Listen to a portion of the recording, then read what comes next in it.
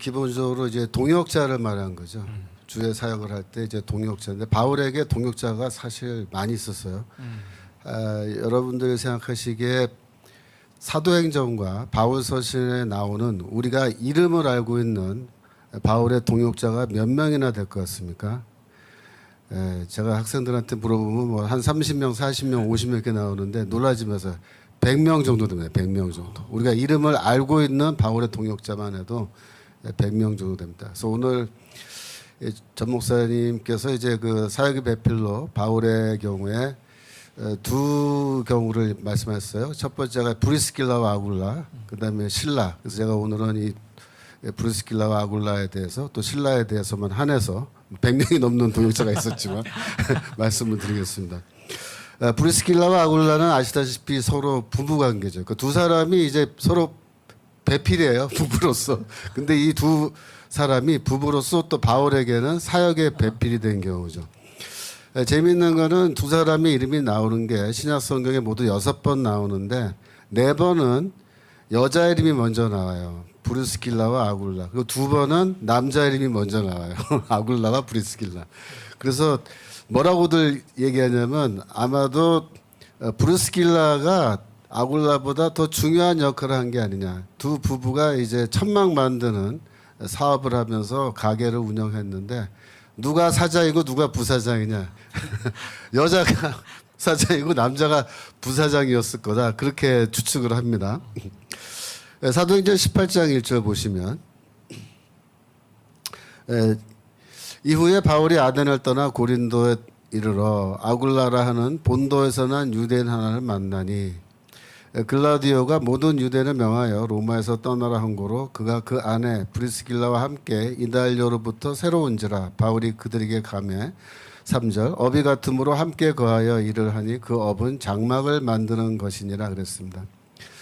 바울이 이제 그 고린도에 도착을 했죠. 아데네를 떠나서 이제 고린도에 왔을 때 바울은 항상 그 도시에서 교회를 개척하려고 하면 제일 먼저 취직을 합니다.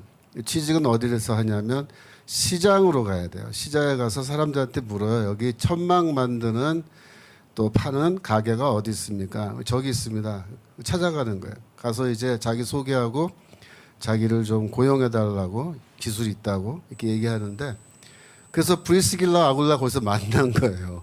만났는데 이 부부가 놀랍게도 이미 바울을 만나기 전에 아마도 이미 예수를 믿고 있는 즉 다시 말해서 로마에서 온 사람들인데 로마 교회의 성도들이었을 것으로 그렇게 추측합니다. 왜냐하면 루가가 여기에 특별히 이 글라디오 황제가 모든 유대인은 로마를 떠나라는 명령을 했다라고 이렇게 얘기하는데 여기와 관련된 중요한 역사적 문서가 있어요. 제가 준비한 PPT 잠깐 보여주시면 이게 스웨투니우스라는 사람이 쓴 책인데요. 로만 엠퍼러스라는 책입니다. 그래서 여기에 이제 글라우디오 황제 편이 있는데 거기에 뭐라고 써 있냐면 넘기셔서 이렇게 썼어요. 글라우디오 황제가 expelled Jews from Rome. 로마에서 유대인들을 추방했다. Because of their constant disturbances impelled by Chrestus. 왜냐하면 크레스투스라는 사람에 의해서 촉발된 지속적인 소동 때문에 모든 유대인들을 로마에서 추방했다. 이렇게 돼 있어요. 그래서 여기서 크레스투스가 나오는데 크레스투스는 대부분의 역사학자들이 크라이스트, 즉 그리스도를 라틴어로 표기하는 방식 중에 하나로 그렇게 봅니다.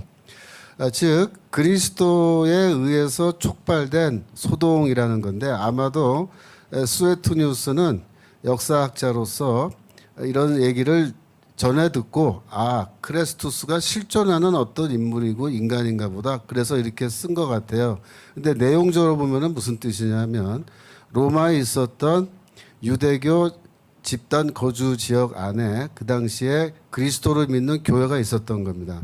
그러니까 오순절 기록을 보면 로마에서 온 유대인들 나그네들이 있었거든요. 그들이 그때 함께 성령을 받았다면 로마로 돌아가서 곧바로 로마에 교회가 세워졌을 거고 그 교회가 성장하면서 많은 유대인들이 예수를 믿게 되었을 텐데 그래서 믿는 유대인과 안 믿는 유대인 사이에 충돌이 일어났을 것으로 봐요. 즉 믿지 않는 유대인들이 아마 교회를 핍박하는 그런 사안이었을 것인데 그런 것이 계속 반복되니까 로마인들은 이게 교회인지 회당인지 잘 구분이 안 되니까 관련된 모든 유대인들을 추방하는 그런 명령을 내렸던 것으로 봅니다. 그래서 바울이 그때 브리스길라와 아굴라를 만날 때 바울도 몰랐을 거예요. 처음에는 예수 믿는 사람인지.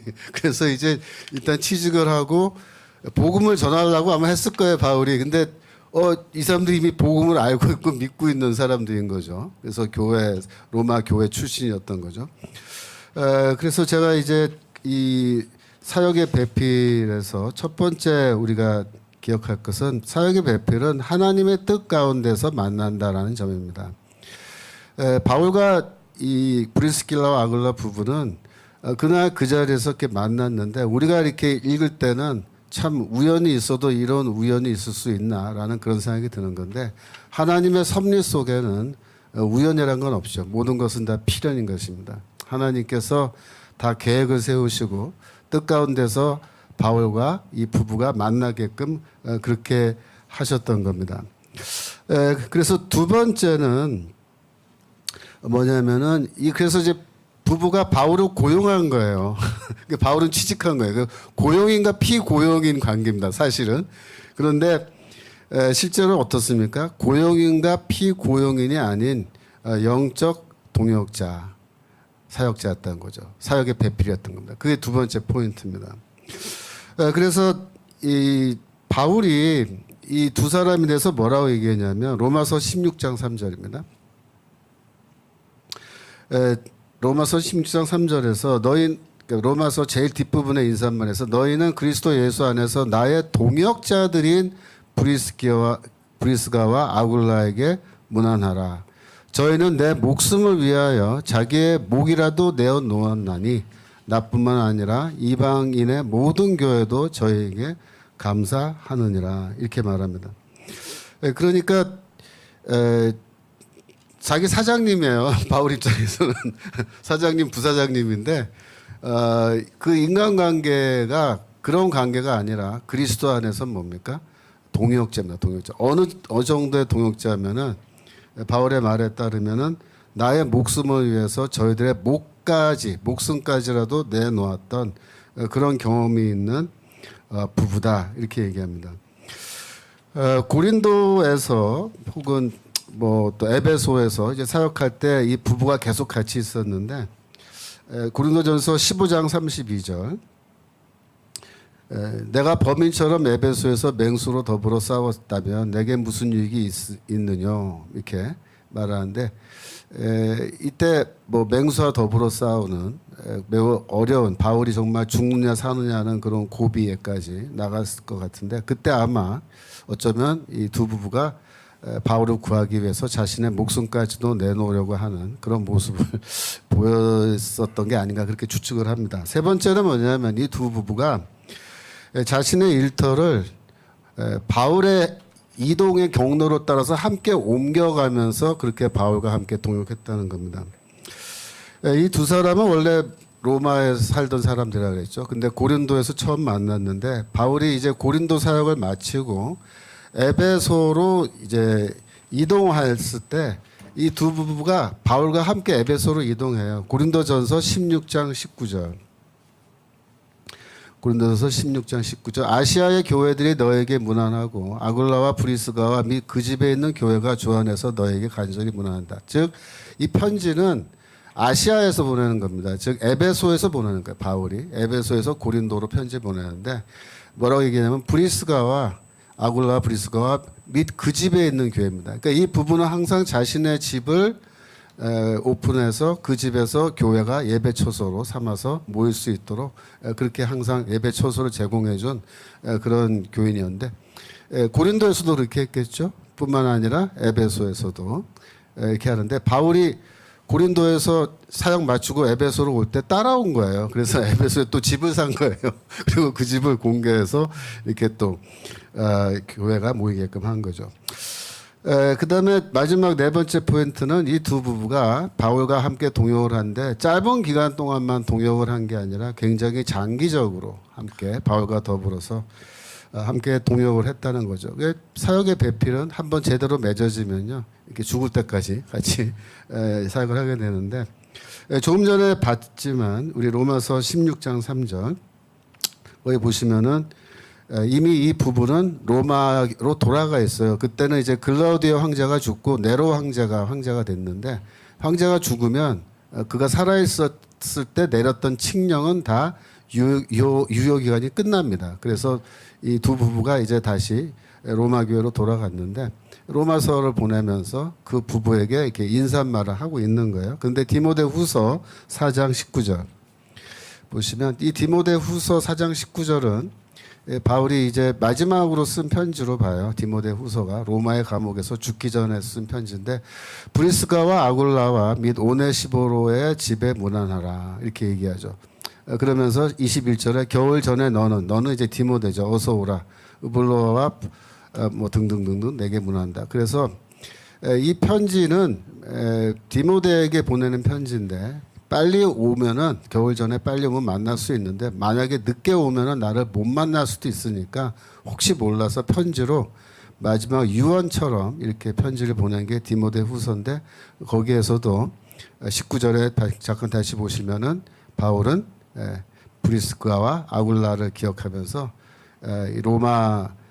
바울이 로마에 갇혀 있는데, 로마 감옥에 쓴 편지인데, 로마 교회에 있는 이 두 부부를 네가 꼭 찾아가서 문안을 해달라고 죽기 전에도 이 부부의 이름을 언급하는 겁니다. 그래서 이 부부가 참 바울을 더불어서 이렇게 아주 오랫동안 여러 도시를 옮겨 다니면서 바울의 마지막 순간까지 바울과 더불어 이렇게 동역을 한 모습을 볼 수 있는데, 굉장히 귀한 아름다운 모습이라고 봅니다. 그 다음에 이제 신라에 대해서 말씀드리겠습니다. 신라는 사도행전 15장 22절. 사도행전 12장 22절에 이제 신라가 등장을 해요.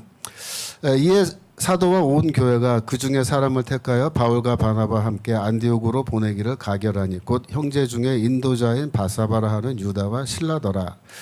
이게 15장에 예루살렘 회의가 열렸잖아요. 회의가 결론이 났고, 그 회의의 결정을 이방인 교회에 알리기 위해서 두 사람의 대표자를 선발해서 파송하는데, 그 둘 중 한 사람이 신라였습니다. 근데 여기 보면은 형제 중에 인도자라고 이제 번역되어 있는데요. 여기 헬라어로는 안드라스 헤구메노스라고 해서, 안드라스는 뭐 남자, 사람이란 뜻인데, 헤구메노스라는 요 말이 헤게오마이 동사의 분사형인데, 헤게오마이가 뭐냐면 영어의 헤저모니, 그러니까 우리말로 헤게모니 하잖아요. 헤게모니라는 요 명사가, 영어의 명사가 이게 헤게오마이라는 헬라어 동사에서 나온 겁니다. 그래서 헤게모니를 갖고 있다. 뭐예요? 지도력, 지휘권을 갖고 있다. 그런 뜻이에요. 그래서 인도자란 말은 뭐냐면 많은 형제들 중에 리더다 이런 말이에요. 리더란 뜻입니다. 그러니까 신라는 예루살렘 교회의 지도자였어요. 그러니까 보통 인물이 아닙니다. 이 사람이. 데살로니가전서 2장 7절. 데살로니가전서 2장 7절. 데살로니가전서는 바울과 바나바와 디모데가 공적 세 사람이 같이 쓴 편지로 되어 있는데, 데살로니가전서 2장 7절. 우리는 그리스도의 여기 2장 7절. 2장 잠깐만요. 밑으로 조금 내려가 주세요. 예. 이거 제가 틀렸는데 아닌데. 예. 그냥 읽겠습니다. 우리는 그리스도의 사도로서 마땅히 권한을 주장할 수 있으나 라는 대목이 있는데 이게 잘 안 나온 것 같아요. 하여튼 여기서 우리는 그러니까 신라와 바울인데, 신라와 바울이 둘 다 사도라고 그렇게 이야기를 합니다. 그러니까 이 신라라는 인물은 보통 사람이 아니고 이 사도라는 거예요. 그러니까 사도란 뭐냐면 부활하신 그리스도를 만나고 됐습니다. 직접 그 복음을 전하라는 명령을 받은 그런 사람. 그러니까 신라는 예루살렘 교회의 아주 초기 멤버고, 지도자이니까 아마도 신라는 예수께서 살아있을 때 그를 따라다니던 그러한 70문도와 같은 그런 사람들 중에 하나였을 것으로 봐요. 그래서 예수의 죽음과 부활을 다 목격하고 예수의 12제자는 아니지만은 그들처럼 예수를 계속해서 따라다니면서 배웠던 그런 종류의 사람으로 봐요. 그리고 신라는 사도행전 15장 32절 사도행전 15장 32절에 유다와 신라도 선지자라 여러 말로 형제를 권면하여 굳게 하고 라고 해서 이 사람들이 이제 안디옥 교회에 왔는데 이 사람 신라가 선지자라는 거예요. 이분도 이제 예언하고 이런 분인데 여러 말로 형제를 권면했다 그러면은 이 사람은 그 당시에 헬라어도 굉장히 능통하게 하는 사람이야. 그러니까 예루살렘 공의회의 결정을 이방인 교회에 전달해 줘야 되는 대표자니까 물론 당연히 헬라어를 잘하는 사람을 선발했겠죠. 그러니까 신라는 헬라어도 아주 잘하는 사람이에요. 이 사람이. 그런데 이제 바울과의 관계에서 사도행전 15장 40절 그 밑으로 내려가 주시면 40절에 가면은 바울은 1차 선교 여행에서 바나바와 헤어지고 2차 선교 여행에서는 신라와 짝이 돼서 이제 출발을 하는데 이게 이제 왜 이렇게 두 사람이 짝이 될 수 있었느냐? 그거는 사도행전 16장 6절로 가시면 사도행전 16장 6절. 이 두 사람이 여행을 출발했을 때 성령이 아시아에서 말씀을 전하지 못하게 하시거늘 즉 아시아로 가려고 그랬던 거예요. 그러니까 이 사람들이 바울과 신라가 어디로 가기로 결정하고 가는데 거기에 막아서 그 다음에 이 사람들이 부르기아와 갈라기아로 땅으로 다녀가 7절 무시아 앞에 이르러 비두니아로 가고자 애쓰되 예수의 영이 허락지 아니하였다. 비두니아는 어디냐면요. 터키 반도 북부 흑해 근처가 비두니아인데요. 거기로 가려고 했다는 거예요. 근데 예수의 영이 막아서 들어와 항구 쪽으로 바닷가 쪽으로 가서 이제 그리스로 넘어가는 그런 변화가 일어나는데 그래서 학자들은 왜 이 두 사람이 비두니아로 가려고 했을까 거기에 대해서 의문을 갖고 연구를 많이 해요. 거기에 대해서 이제 독일의 라이너 리스라는 학자가 연구를 했는데 제 파워포인트 아까 고다음 거 보여주시면요. 이 리스너라는 사람이 폴스 얼리 피어리어드라는 이런 책을 썼는데 그 책에서 뭘 주장하냐면 넘겨주시면 바울과 신라가 2차 선교 여행을 떠날 때 이사야서 66장 19절에 나오는 이 지명들을 기준으로 해서 여행 루트를 잡았다라는 겁니다. 66장 19절 내가 그들 가운데 징조를 세워서 그들 가운데서 도피한 자를 여러 나라 곧 다시스와 뿔과 활을 당기는 룻과 및 두발과 야완과 또 나의 명성을 듣지도 못하고 나의 영광을 보지도 못한 먼 섬들로 보내리니 그들이 나의 영광을 문나라에 전파하리라. 그래서 하나님의 복음을 들고 어떤 선지자가 이 지역으로 간다는 거예요. 근데 여기에 지명이 6개가 나와요. 먼 섬을 빼면은. 그래서 첫 번째 다시스, 뿔, 룻. 그 다음에 여기서 활을 당긴다, 쏘다라고 해서 그 모슈케라는 단어가 나오는데 이게 지명으로 봅니다.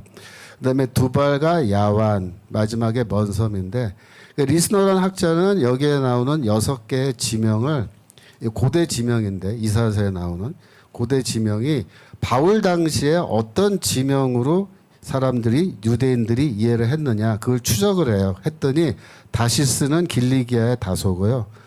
뿔은 다시 한번 보여주세요. 파워포인트. 뿔은 리비아 혹은 길리기아입니다. 룻은 소아시아, 루디아. 그다음에 모스케는 갑바도기아, 무시아. 그다음에 두발은 코카서스 혹은 비두니아가 나오죠. 야와는 그리스입니다. 마게도니아. 먼 섬은 서쪽 끝, 스페인 같은 곳이에요. 그래서 이 여기에 나오는 지명들을 이렇게 점선으로 연결해 보면요. 2차 선교 여행의 루트와 거의 같습니다. 단 한 가지 예외가 뭐냐면 그러니까 비두니아와 갑바도기아는 바울이 안 가요. 근데 그건 제가 좀 이따 설명하겠습니다. 그래서 이게 무슨 뜻이냐면 바울과 신라는 여행을 출발하기 전에 만나서 야 우리 어디로 갈까?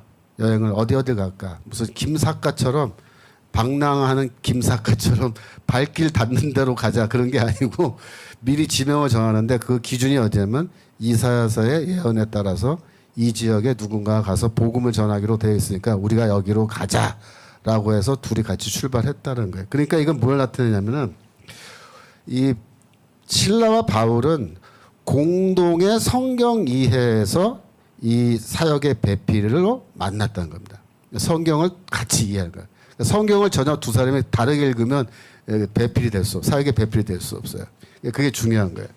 두 번째 뭐냐면은 상호 보완적인 관계라는 겁니다. 상호 보완. 그래서 그거는 좀 이따 보여주시고요. 상호 보완적인 관계는 뭐냐면은 이 아까 말씀드린 것처럼 이 신라는 예수가 살아계실 때 예수를 따라다니고 예수의 말씀을 직접 듣고 배우고 죽음과 부활을 목격한 사람이기 때문에 소위 말하는 예수의 말씀을 예수 전승을 알고 있는 사람이에요. 그걸 다 제자들은 암기해서 알고 있거든요. 그때 당시에는 복음서가 없었어요. 복음서가 아직 기록도 안 될 당시인데 그래도 사도들이 예수의 말씀을 다 기억하고 있기 때문에 외워서 그거를 기억 속에 보존하고 있기 때문에 그거 가지고 이제 설교도 하고 가르치는데 문제는 뭐냐면 사도 바울은 예수의 제자가 아니었기 때문에 그런 예수 전승을 다 몰라요. 잘 몰라요. 근데 예수를 전해야 되잖아요. 그러면 어떻게 됩니까? 이걸 배워야 된다고요. 아니면 그걸 잘하는 사람을 파트너로 데리고 같이 다니면 돼요. 그러니까 바울이 그거를 많이 배우려고 노력을 했어요. 그러나 신라만큼은 많이 몰랐을 거예요.